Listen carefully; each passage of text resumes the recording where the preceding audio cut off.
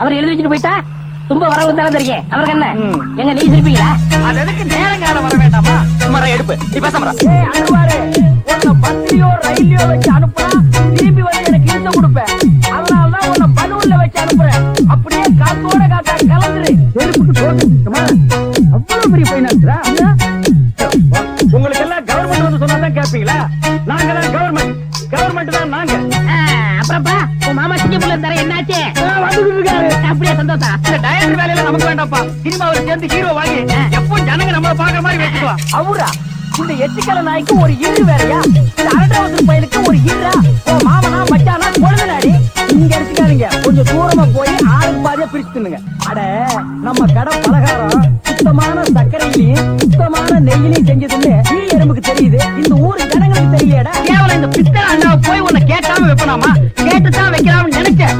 அதுக்குள்ள எவனோ கேட்காம எடுத்துட்டு போயிட்டான். என்ன நம்ம கடை தேடித்தான் வந்து சரக்கு வேற நான் கம்மியா போட்டுனேன். ஆமா அண்ணன், நீங்க ஐடியா மணி ஐடியா நம்ம கிட்ட டிப்போ கணக்கு இருக்கு. இந்த பேட்டையில யாருக்கு என்ன ஆகணும்னால இந்த மணி கிட்ட தான் வந்து ஐடியா கேட்பாங்க. நீங்க எல்லாம் கல்யாண கோச்சியா? இல்ல காது குத்து. யாரா குண்டல கேசி? என்னடா அடிக்கணுமா? ஆமா, ஊர்ல என்ன வேலை செய்றீங்க? அது வந்துங்க நாங்க விவசாயம், வேற ஒண்ணு இல்லைங்க.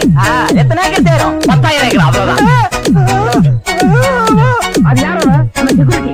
பிச்சைக்காரனுக்கு செக்யூரிட்டி பிச்சைக்காரன். யூனிஃபார்ம் ரொம்ப பிரமாதம். ஏயா உங்களால கைமையை உடக்க முடியுது.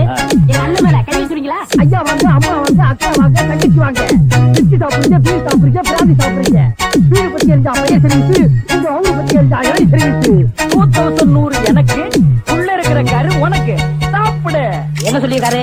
இந்த பொம்பளை வேண்டாம், முறத்தை புரிய வச்சுட்டு துரத்தி நின்றவா. கவர்மெண்ட் பத்தி பேசுறதுக்கெல்லாம் ஒரு யோசனை வேணும்டா. கப்பலை கடத்துறவன், பிளைட் ஹைஜாக் பண்றவன், மினிஸ்டர் கிட்னாப் பண்றவன், இவன் வாயிலிருந்து தாண்டா கவர்மெண்ட்ல வரணும். கைதானே வைக்க முடியுது. ஐயோ வேணாப்பா சாமி.